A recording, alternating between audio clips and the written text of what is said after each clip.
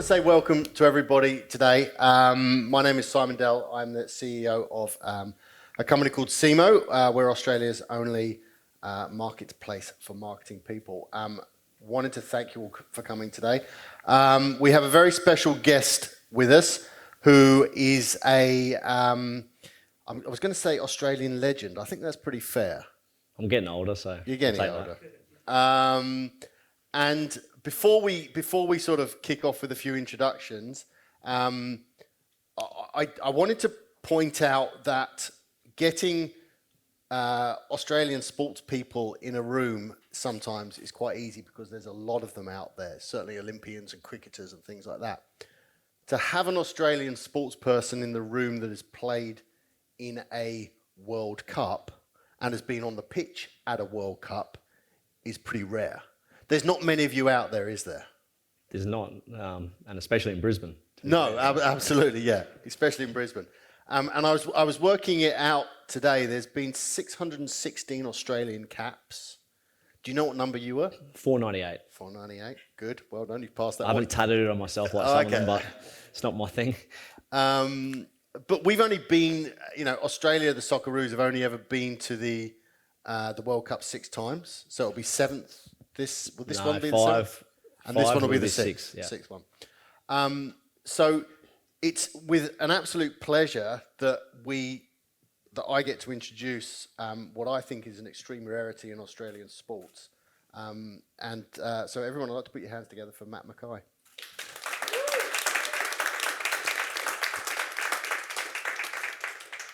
Now, what I was going to embarrass him with first is the highlight reel from YouTube. So we're going to put it on. So we will sort of let it go for a couple of minutes, and then I will talk over it. Because when you talk about, players who've played for Australia in the World Cup, but also players who play for Australia and actually scored a goal for Australia, there's not many of them out there as well, is there?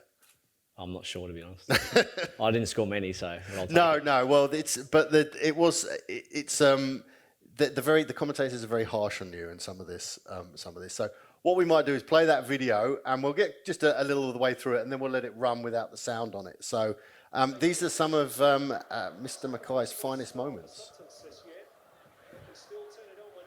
Here's Ronaldo, and again it's a man free. Here's Mckay, real chance for the ball. Mckay! 1-0 Queensland Roar. I was very young then. Yeah, I know. I'd have checked your ID for if you were buying cigarettes at that point. Local boy Mckay. Touched by Milicic. It's showboat type football now from the Queensland Roar. Backheel from Milicic. Shot from Zhang. Cannons off the QB. Mckay follows. Poacher's goal there. Second of the game. Queensland have 5 with 5 minutes to go.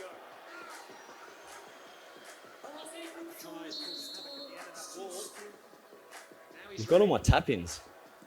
Is this the one? Yes, that's the. He's so good. Look at that. That was the tap in. Yeah. That was from 20 yards out. Yeah.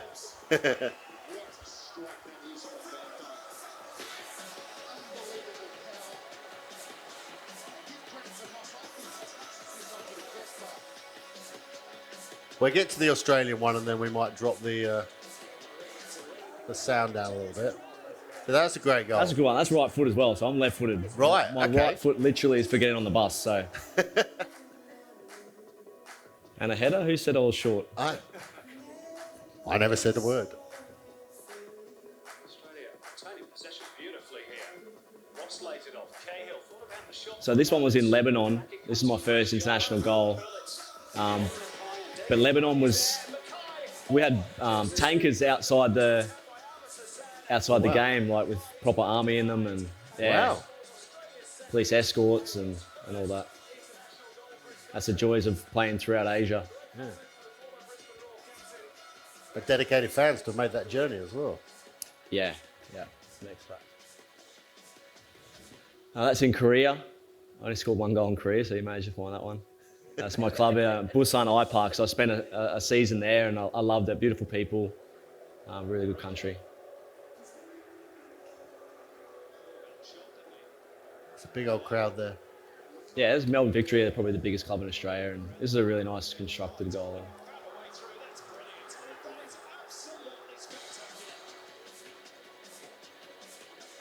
This is my second international goal. Second, and I only scored 2, so it's actually a pretty good movement, to be fair. With my mate Timmy there. Do you still speak to many Not of those? Timmy. Yeah, a lot of the boys do. Okay. Yeah.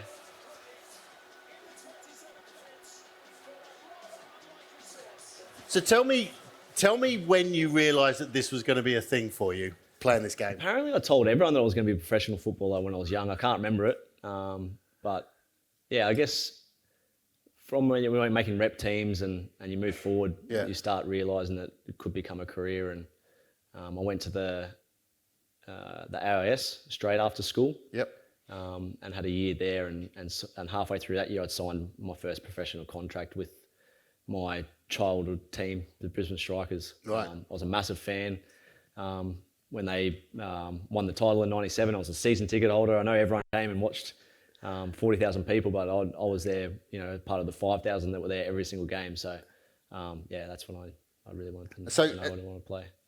There's obviously some defining moments through that career, but I guess probably one of them would be, I'd assume one of them would be when you get that moment when they're going to tell you you're going to play for Australia.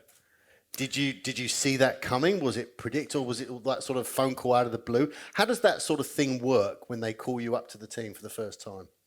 Yeah, you get a call. Yeah, Okay. So the team manager, it was Gary Moretti back then, but then the clubs get emails as well to say your player's been selected. So combination of that, but it wasn't expected because back in that's around 2006, you've got your overseas stars and they couldn't come back for every game, and we were starting in Asia, so there was more qualifications, and the windows weren't open for all our golden generation to come back. Right. So that's how I snuck my first cap in down in Sydney against Bahrain. Do you remember where you were when you got that call? That first call? No, I really don't. Yeah, that's incredible, isn't it? Yeah, I don't. I remember the camp and I remember the game. And right. We were staying at Bondi and we went in. I was on the bench and my family came down and we managed to. I got on in stoppage time for Steve Crocker, who's now the Sydney FC coach. So 10. Yeah. So how does that? I mean, how does that feel? You're there on the bench. You've got the the gold shirt on when you're ready to go on. I mean, what's going through your mind at that point? Don't make a mistake. Basically, I wasn't inexperienced at that stage. Yeah. But yeah, you just want to get out there and have a go and I guess getting in the change room, seeing your jersey. Yeah. Every jersey, Socceroo's jersey has the name of the game that's being played and the date, and you got your name on the back. So, good mementos. But as I learnt further on, it wasn't about that. It was more about being a good team member and getting out there and just giving it a red shot go. Was there things that you did to get yourself in the right frame of mind before you walked out on the pitch? Was there a ritual, or was it different every time? How do you approach those sort of leading up to those games? Not an overall ritual. I didn't, I had songs I liked and music, but I didn't. Once I left the bus or I got in the change room, music wasn't my thing. Yeah. A lot of people these days, they put the headphones on and you can't talk to them and that. I didn't like that. I didn't put my left sock on first or anything like that. It is a mental game like any sport. But as a team sport, you play your part and your role, and I generally was pretty good at that, and that's why I was a part of some good teams and the national team. And talk us through your thoughts from this week, because obviously it's been another monumental week for how good, eh? The Socceroos, another World Cup. Yeah, absolutely. What do you? I mean, presumably you were watching it again. Were you sort of, there was echoes of here we go, penalty shootout again? Did you think it was going to end the same way? No. Who would have thought that the grey wiggle would come on and win and get us a spot at the World Cup? So no, I thought overall the actual game was ours. It was just the cutting edge up front. I think that cost us winning it in normal time or in extra time. But yeah, I'm really proud of the guys. Everyone wrote them off, or didn't think they were a chance. And I actually thought the first game against UAE would be the hardest because UAE are more acclimatised to Doha. But yeah, the Aussie spirit got us through, and we always overachieve, and I'm really proud of them. What do you reckon the chances are? I mean, it's got to be better than England's chances at the moment, given the defeat the other week. But what do you think Australia's chances are of at least, maybe getting a win there in that group stage? Yeah, tough group. I wish they'd change it around a bit. We got France and Denmark again. I think we had them in 2018, and then Tunisia. So Tunisia are our must-win, but trust me, they're a very good team. And then, I think Denmark's probably our one, and France, I think, a bit too far out of reach for us with the players they have. But, we tested them at the last World Cup, so you never know. And being in Doha, actually, I think will help us. Yeah. We're well acclimatised there. We played a lot of games there because, we couldn't go to Iraq or Afghanistan in qualification phases before, so we've played a lot of games in Doha. Yeah. Who excites you in this new team? Who do you enjoy watching? To be honest, it was Kai Rolls. It was a Queenslander, the centre back who did extremely well in the last 3 games. Came out of nowhere, but down playing at Central Coast. But yeah, I mean, you go to this season, guys. Aiden Hrustic won. He's playing in Frankfurt for Eintracht Frankfurt. Okay. He won the Europa League title this season against my old team Rangers. Yep. Yes. He's had a great season. And then you got Aaron Moy, Jackson Irvine doing well in Germany. Yep. A lot of guys that they've got to make sure they go back to their club and are playing really well for their club and get informed, because it's only 5 months till we're going again at the World Cup. And before we talk about the World Cup one more time, talk about that football in Scotland.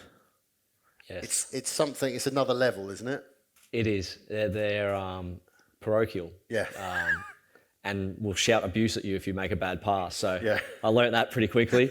And I just honestly went to Rangers at the wrong time. Yeah.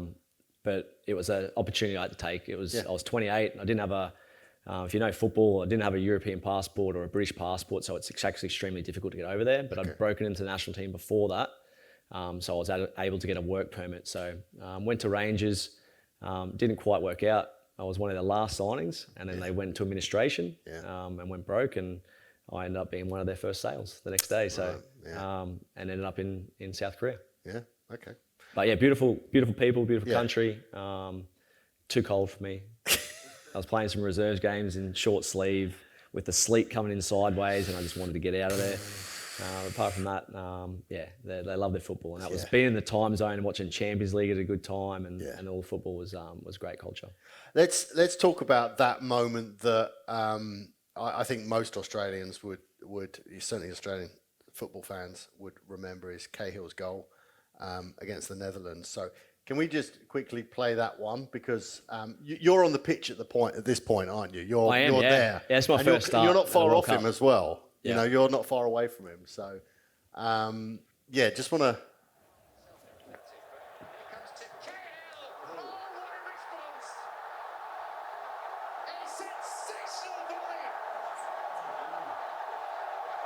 Yeah, that was me in the background. Timmy likes to jut about. And you got to let him do. I didn't want him to put a step on me, so I gave him a bit of leeway. He's got to do his thing before he's allowed to. Before he can celebrate with him. Incredible talent, really nice guy, really dedicated. I mean, it's for anyone that plays football, this is a hard goal to score. There's some iconic moments for Socceroos, and that's one of them for him. Obviously, John Aloisi's penalty to get us to the World Cup. And Redmayne, obviously, the other day as well. So, just really good technique, and he's right-footed as well. So, that's phenomenal. So you're 1-1 at this point.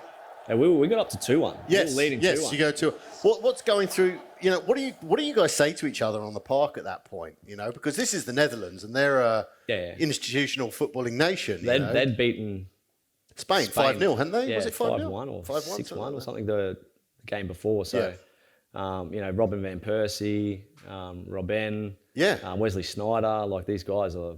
There's legendary names in this team.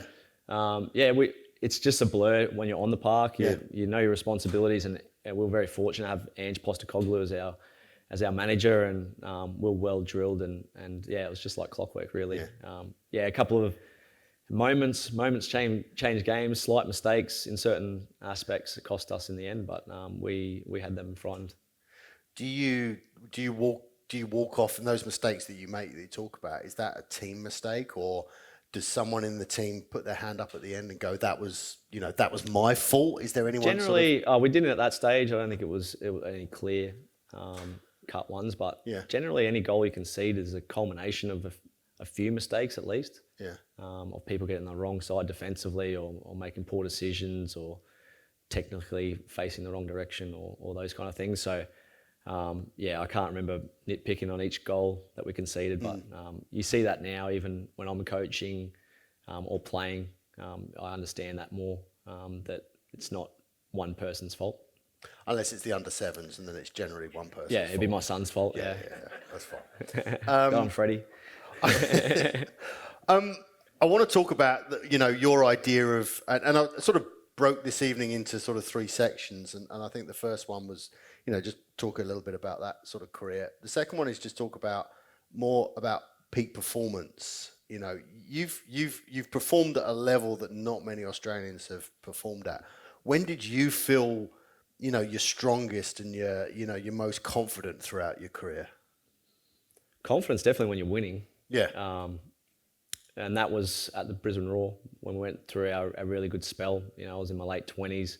Probably everyone knows 28 is probably the peak fitness of an athlete for football, and that was the time that I was there. We went 36 games. I was there for 28 of them before I moved to Rangers. And it's such a good feeling to go out in the field and know that you're going to win. And that was instilled through our manager and the players and the buy-in to what we were trying to do. So talk me through that winning mentality. What does the manager do to get you guys? Because I'm a Tottenham fan, and we have this thing where everyone gets a bit Spursy every now and again, which is that we believe that we're never going to win anything, and invariably we don't win anything. How do you change that mindset, or how does the manager change that mindset in a group of very different people? Yeah, we were very lucky to have a long pre-season. So tactically, everyone knows their roles, but motivationally and man management is keeping everyone happy. So in any team, we've only got 11 guys that can start a game, and then you've got probably another team that will sit on the bench. Some not even make the bench, that are not a part of the squad. So it's about balancing that and keep everyone happy, and that's a very difficult job. He did that well at Brisbane. Everyone knew their space, I guess, and their role in the team, and just trying to instill that. And you need some confidence. You need a bit of luck. On that run where we went, the 36 games, there was games that we should have really lost, but you get that bit of luck. And some teams don't get that, and you don't get on those good rolls. But the winning mentality, it's something that you want to have and grasp for as long as you can, and not want to let go. It comes down to really the players buying in and having strong leaders throughout the group. Not one leader, you need multiples. So, and that's through our business, right? And the team you work in, that you've got to work together and keep up your end of the bargain, but also put pressure on people to improve their aspect of how they're working. So then the flip question is, when there was moments that you were down, when it wasn't working at Rangers, when there was losses that piled up and all those kind of things, how do you then motivate yourself or how did you motivate yourself to still go out there and still perform at that kind of level? Yeah, in Rangers specifically, or any time where there was that sort of downturn in the. I mean, the joy of football is that you've got a game next week, right? So it can be changed pretty quickly. And I found that the training was where I did majority of my work. I wasn't, I look back at now of my career, and I didn't do heaps of extras. Maybe I regret that I didn't do heaps of extras after. Okay. But when I actually trained, it was like I was intense for that training session. I didn't give everyone an inch in any game. I didn't want to make a stray pass. If it was a pass and drill, whatever we did, I didn't relax, because I found if I can do that quality there, then it's going to replicate in execution when we get to the big moments in games. Were you quite critical on of yourself? Very much so, yeah. Yeah. I hated watching myself. I still haven't watched some of my games, like the big games. I haven't watched my World Cup games. I've got to try and get a hold of them. I didn't like looking at myself. I might have a perfect game where I made 60 passes, which is an average for a midfielder, and 59 would have been perfect. And I made one mistake, and I'd literally look at that mistake, which you look like you're silly, but I wanted perfection, and maybe that's why our teams did so well. At that stage where you've got multiples of those kind of characters in a team that want success. Who did you feed off any particular players? Were there some that you kind of felt that you played better when you were there on the park with them? It bounced off certain moments. I had, earlier in the Brisbane Roar days, I had Mass Madoka next to me, who was shorter than me, and we'd run all day. Everyone hated to play against us because we wouldn't stop. But I like to take some guys on the wing, like Mitch Nichols at Brisbane was a bit of a wild child, and I kind of got in and did a bit of work with him and a few extras here and there. But if I surround myself with people that want to help the team and do well, then generally I got along really well with them. When you look back on all that now in terms of performance and career and all that, what would you sit there and say is there one point when you go, that was the highlight, that was the moment that, that I look back on most fondly? Yeah, like obviously going to World Cup was pretty cool, but in 2011, that grand final where we came back from 2-0 down against Central Coast, and I didn't have any part of the actual moment of Eric Partaloo scoring that header, but for me, that's like, I was ecstatic. I actually didn't peel off and go to the team where Eric's gone to celebrate. I was actually running to, if they missed that header, I was going to get the ball. So I was running that way by myself with my arms out. So for me, that's a moment, that is very rare.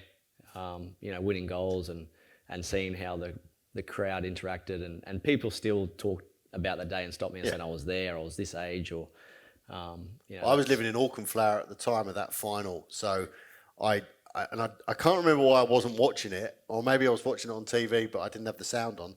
But I had the doors open on the balcony, and you heard, because there was a delay on the TV, you could hear that stadium go absolutely. Yeah, they're saying they said it was one of the loudest moments that they've had. They recorded, I think. Yeah. And a lot of people left, because we were down and they wanted to get on the buses or escape before the end of the game, so they didn't have to rush out with 50,000 there. So a few of them actually missed it, and that's a story and another story as well.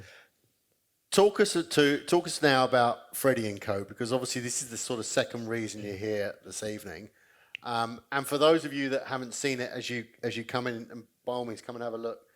When we finish, there's two of the Freddy Co mats on the floor here. Where did that come? Because I know Amanda's kind of the main catalyst for this, but talk us through where this sort of arrived from and how it all came into creation.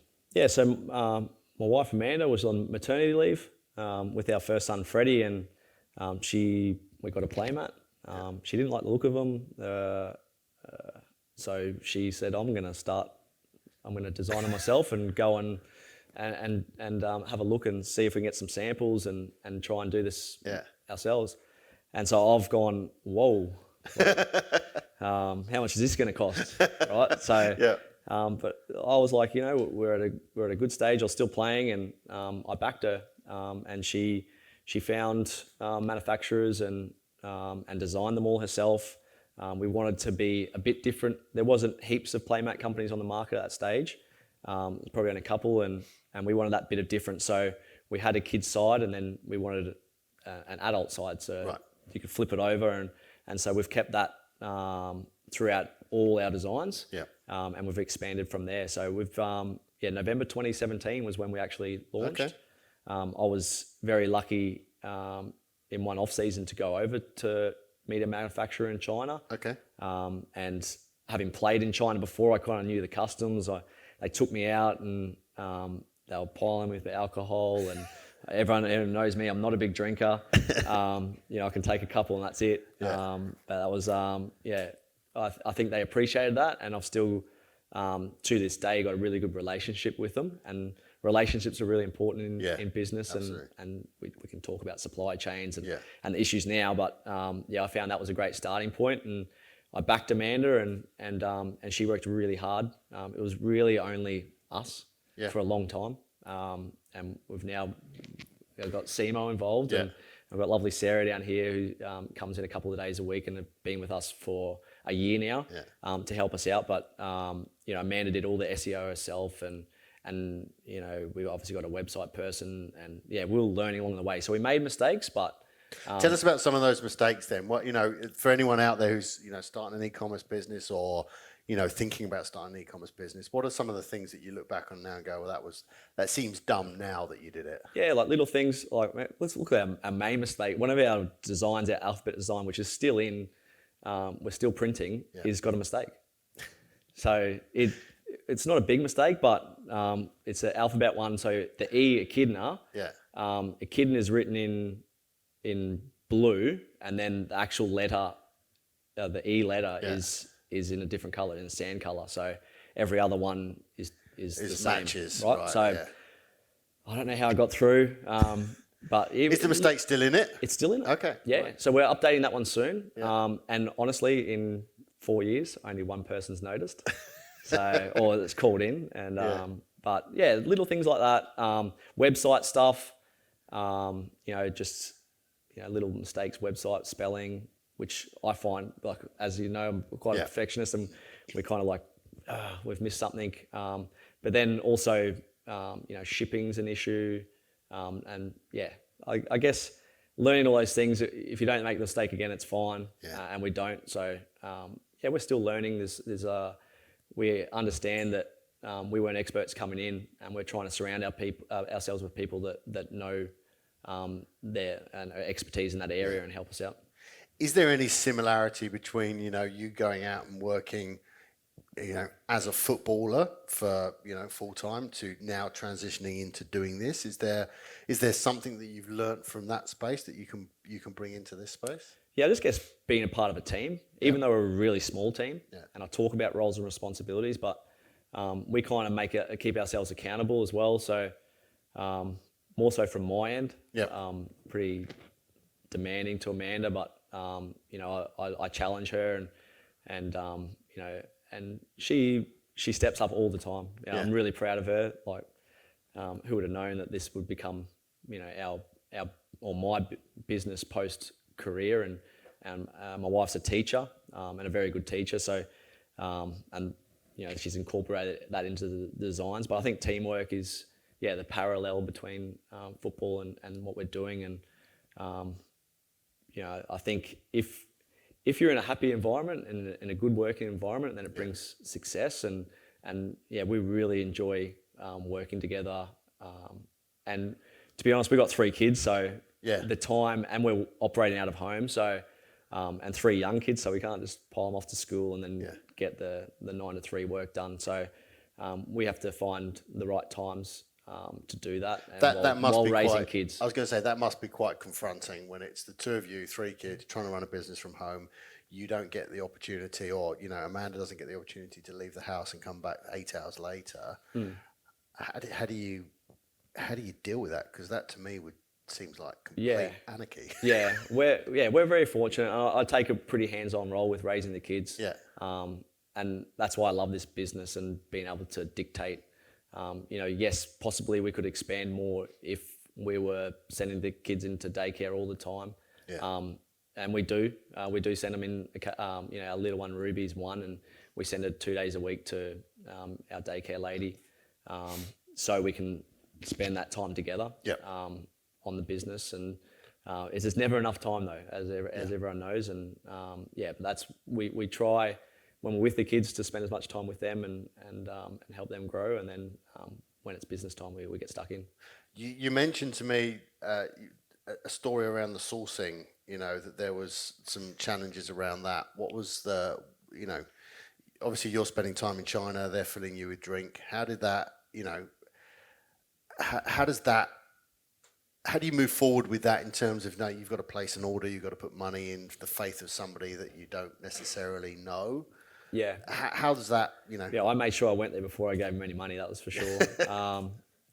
I was skeptical at the start, Yeah. like anyone, but really they are the best manufacturers of playmats, I believe, in the world. Yeah. I just found that building those relationships helped us. My job is logistics. Obviously I have someone to onboard, but I pay the bills through and talk to the shippers and making sure they come in, and I unpack and unload myself and help a few friends. The Brisbane Roar, I get some younger players always to come out and help me unload, and I give them a bit of money, and I try and look after the people that I know. And I think that for me, the logistics side of it I really enjoy. And also I'm in charge of the customer service, so I took that stress away from Amanda. Amanda had that for a long time, and she became really stressed over dealing with customers' demands or problems, and I get frustrated sometimes, but I know that it's best for us to really work with our customers if they have got an issue, and we very rarely have issues, but we're very lenient and help them out and keep everyone happy. So not because I can take a bad review. That's not a problem, and we encourage people if they've got a poor experience, but we know we believe in the product, and so the customer service side as well is important to us, and that's why we go to expos. We've got the PVC Expo this weekend, at the convention centre, and I enjoy getting out and meeting families. And how many people recognise you when you're standing there selling? Because I was doing it when I was playing. So right, okay. Yeah, like I said, I was still playing up until 3 years ago. So I was doing some, especially in Sydney, and the Western Sydney fans come up and they look at you a bit weird and look you up and down, and I'm like, mates, just leave me alone.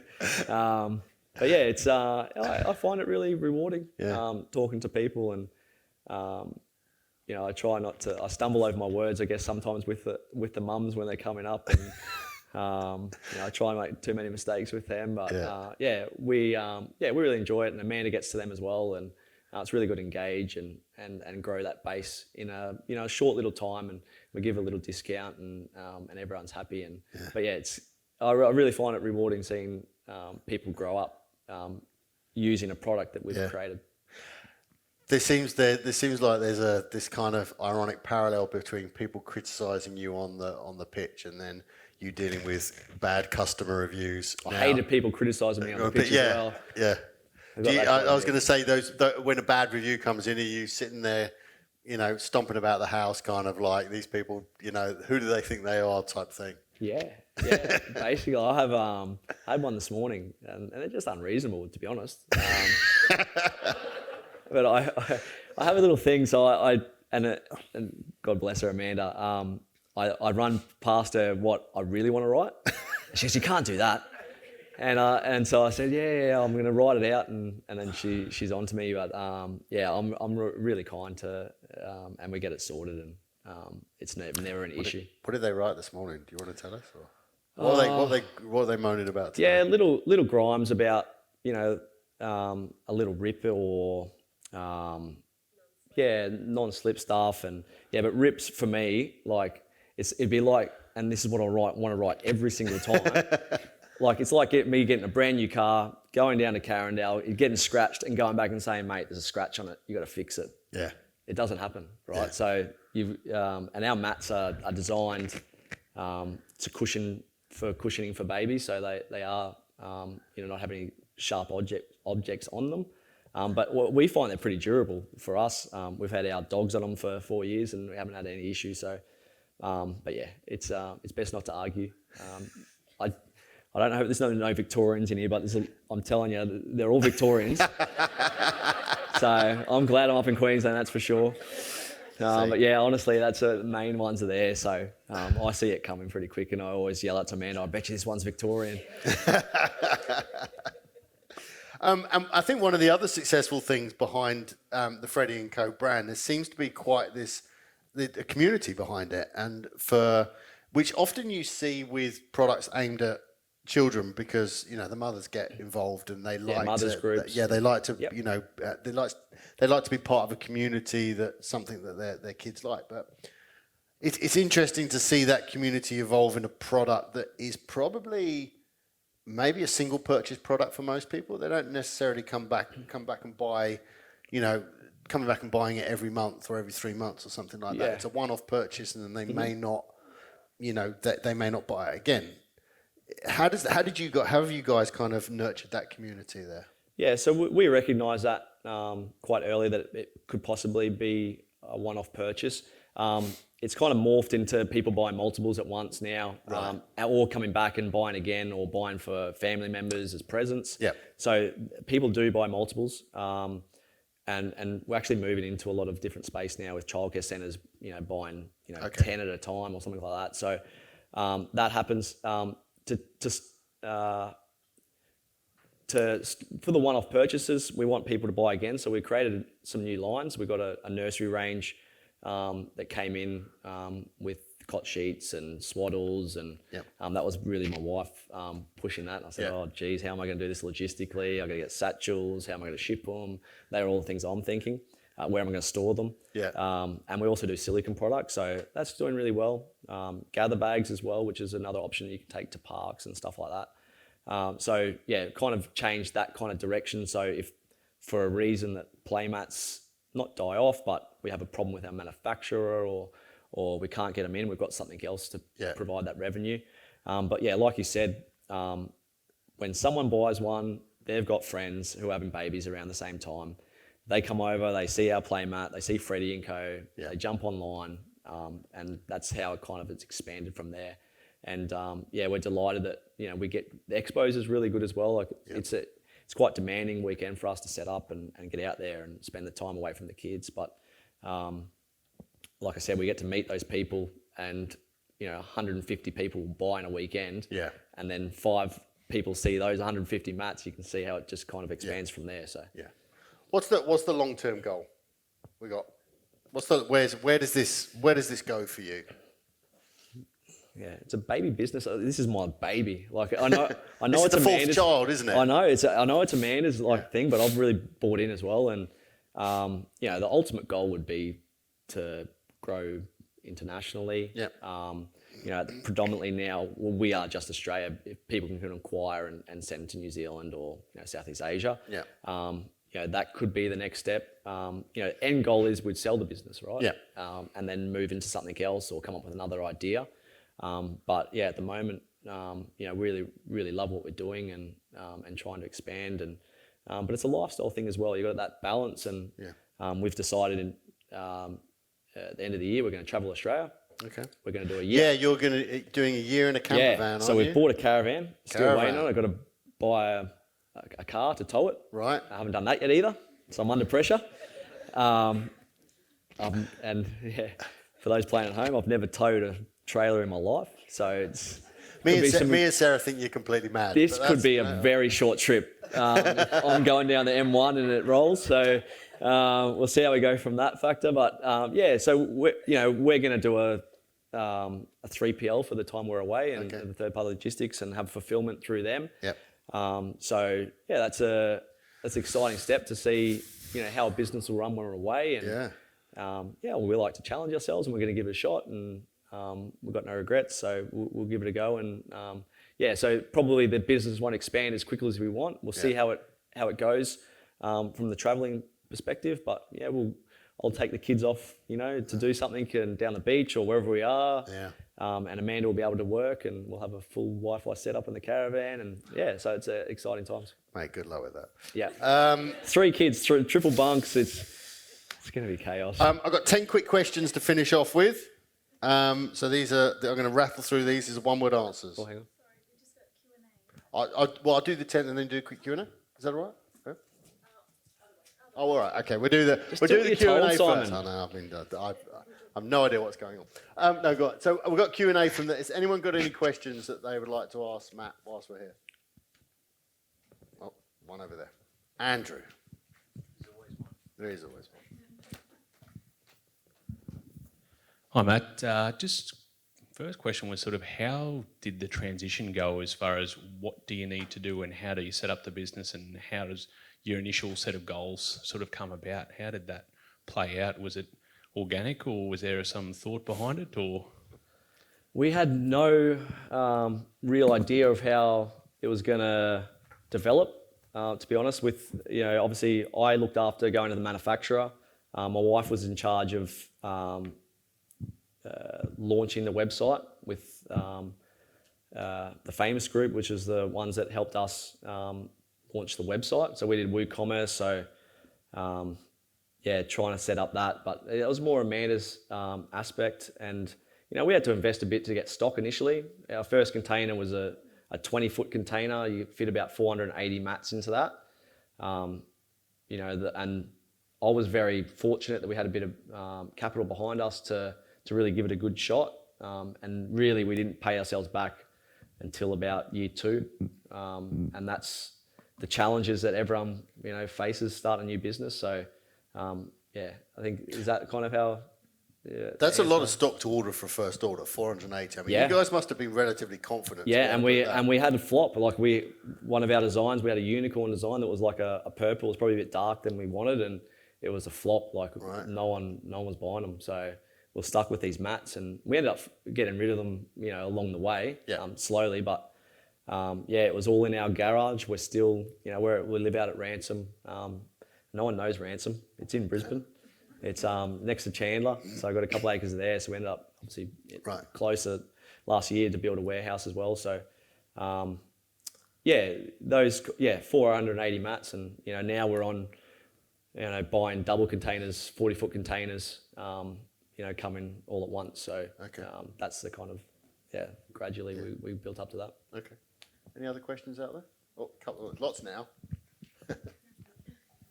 Hello. Yes, my name is Glory. I just wanted to ask a question. Maybe, what's the biggest advice you can give to someone who is starting a business? Yeah, it's I feel like I'm still a beginner, and I want to learn as well. But when you start, I think the idea that you want, it's got to be marketable, whatever it is. If it's a product, get heaps of samples. We found that we didn't land on these guys until probably the 5th sample. And to be honest, I'm glad that my wife got heaps of samples, because now that I'm on customer service, if we didn't have a really good product, I'd be in strife, right? So I think that's key. You gotta find a market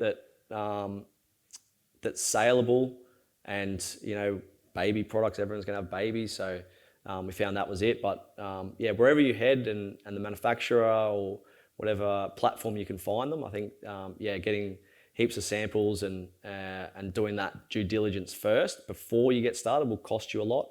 And then it's about really just building your website properly. Or we've obviously stayed away from bricks and mortar stores because we don't want to be in there all day. Putting ourselves through working those hours. So I think that's the majority of the idea, is just to make sure you get the right due diligence to start. Cool. One at the back there.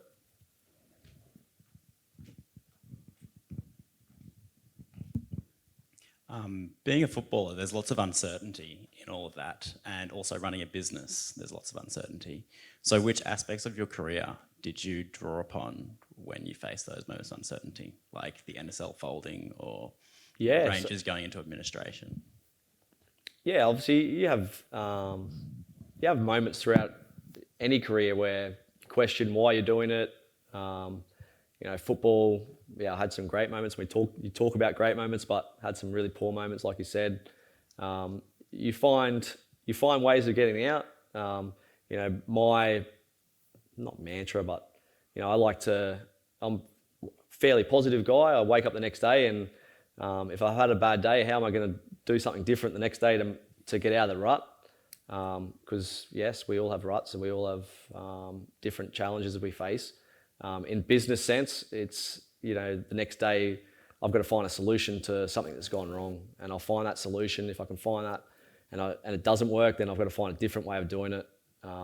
And that's the joys of being a business owner. And football's the same. Like you get poor form, and my way of digging myself out of poor form was to train harder, or when I got into a game specifically, it was just to make that the shortest pass I could see, the easiest pass I could see, and work my way into a game. If I I was having a poor game, and I thought, I see players all the time. They try and force the issue, or they try and make a miracle pass, or shoot from where they're not going to score. What's the point? Like work your way in, help your team, know your role, and if I was having a bad day, I'd make sure that guy, my opponent, wasn't having a good day. So kick him or run after him or whatever it was. And anyone knows me that I think that's and that transfers right across the business. I didn't realise there was so many parallels in life, in everything really. Yeah. So one more at the back there. Oh, I'll be greeting us too.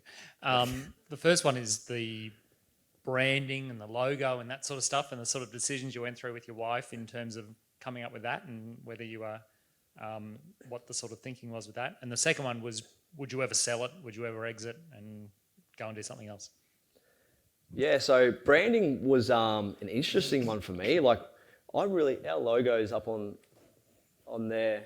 I love it, but we had someone come up with it through the Famous Group. So I love it now. I didn't know anything about it when Amanda was doing it, to be honest. And even now, we go through and we have a whole, every couple of years you do the new branding thing. You get different colours of how you want to market. I'm learning that, but it's not my forte, right? So Amanda does it. I just see the bill that I have to pay and I go, Jesus Christ. Like, what is that? But I understand it, right? Because it's, it kind of builds, our brand and awareness, and we have followers and the such. So, I didn't realise that it was so important, and I'm learning that now, and I respect everyone in that field that do a really good job in helping us, and Sarah and Amanda are in charge of that. What was the second bit of it? It was a bit about whether you'd sell. Oh yeah, definitely I'd sell. Not anytime soon. Like I said, it's my baby. Like I really don't. It's like it provides an income for us, and but yeah, we've spoken to. Everyone reaches out now and again, and I was doing a bit of due diligence just to see where we're at, but I haven't actually. I've dropped the ball on that one, on getting back to them and getting all that information to them. But yeah, it is pipeline dream down the track, and if we had an offer that could transition us into something else or another product, or if we found another product, I think that's that's exciting, because now we kind of know what we're doing in building websites and building businesses, and yeah, geez, it's exciting, really. Yeah. And I encourage anyone to go out and give it a go. You'll never know if you don't try, and I think it's good information. I just have one final over here, guys. Hi, what have you found the hardest thing about transitioning from sport to business, and what do you think you could have done earlier or during your sport that could have made that easier? Yeah, geez, it's twofold. I made a decision quite early on. I wasn't going to do my coaching badges, because any top player, they end up a coach. And imagine I got my dream job at Brisbane Roar, and then I got sacked. I don't want to leave Brisbane. I love Brisbane. Yeah. I don't want to move my family across the world, being a career manager. So I knew that quite early. I did a teaching degree at QT. That's how I met my wife. I didn't quite get to finish it because I couldn't do prac because I was playing all the time. But I graduated with a Bachelor of General Studies in teaching. So if I wanted to go back to that, I could go back and do a grad dip or something like that.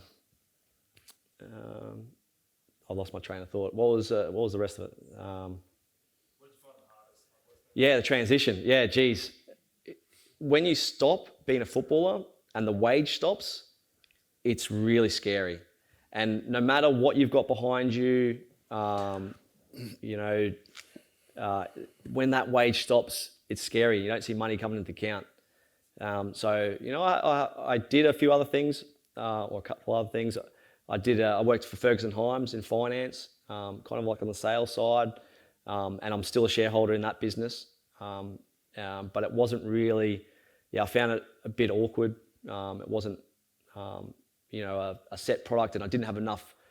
I wasn't educated enough in that industry to go out and do that. So I feel more comfortable here. But yeah, I think when the wage stops, and every football, when they finish, they're going to find different things that they want to do. But I don't think the first thing is what they're going to settle on. And I'm very grateful that my wife had this idea and really forced me into it, and and we work together for that. So transition, and then it's also your body as well, right? Your body's changing. I went from training every day a week to potentially doing nothing. Yeah. So was there a concern in terms of weight and you know, and that sort of thing? Yeah, like the body changes, and everyone as you get old. And you know, I actually found I'd do school drop off with Freddy, and I'd go with all the mums and do Pilates. So I've been doing that for the last couple of years, and I love it. Reformer Pilates, and who would have thought it as a footballer? I hated the gym. I still hate the gym. So I found something that I really enjoy, and it keeps me fit. And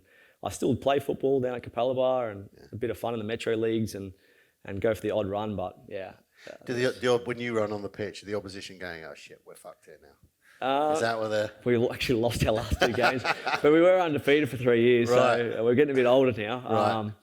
I take a few selfies after the game with them. They're normally a pretty good bunch. A few try to kick me, and you don't want to wind me up because I'm pretty competitive, so I've chased a few people and they don't touch the ball for the rest of the game, that's for sure. So, I really enjoy being active, and I think that's the transition, is just to remain active through that period.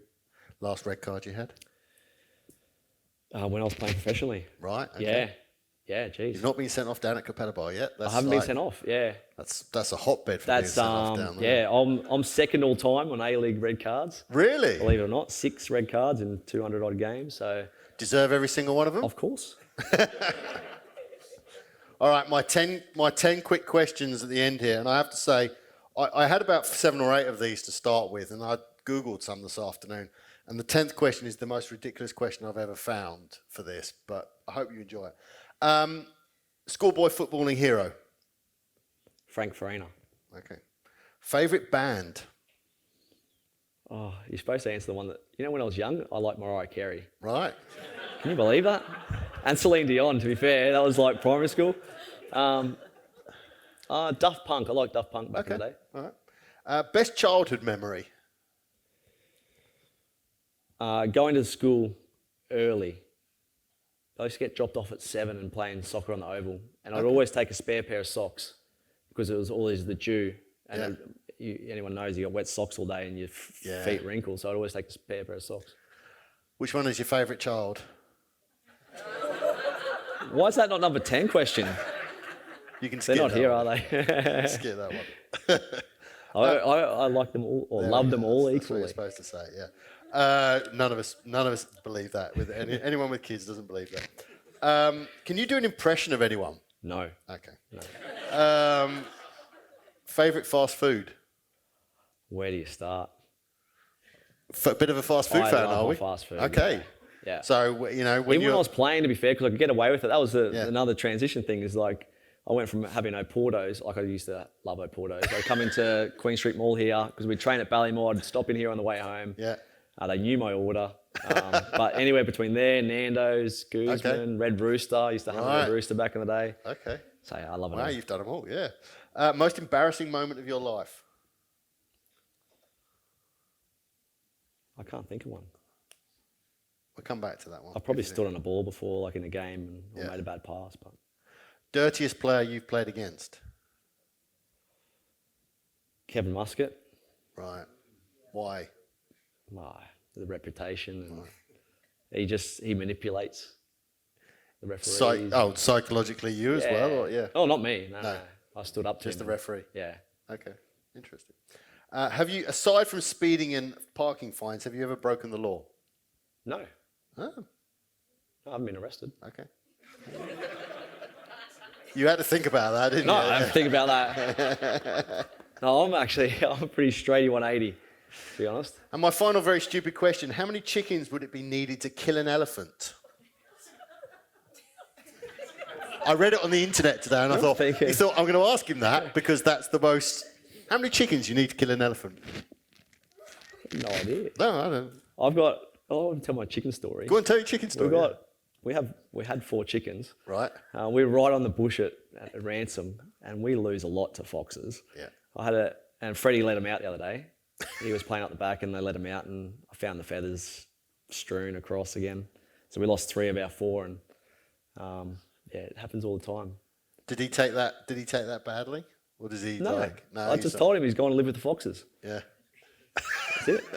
He never No questioned tears, it. No nothing? tears. No, He doesn't okay. care. Right. I care because we get no eggs anymore. We're going to buy them.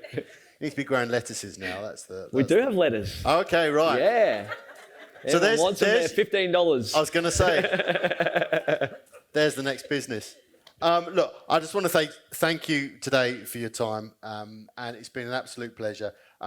Matt, I imagine we'll be hanging around a little bit. Please do come and have a look at the mats. If you twist his arm or twist Sarah's arm, there's probably a discount code in the system somewhere. End of financial year sale in a if week, anyone wants guys. to, So they're the cheapest they'll ever be. But look, I just want to say thank you, and it's been an absolute pleasure talking to you today. So if you could all put a round of applause together for Maddie, that'd be awesome.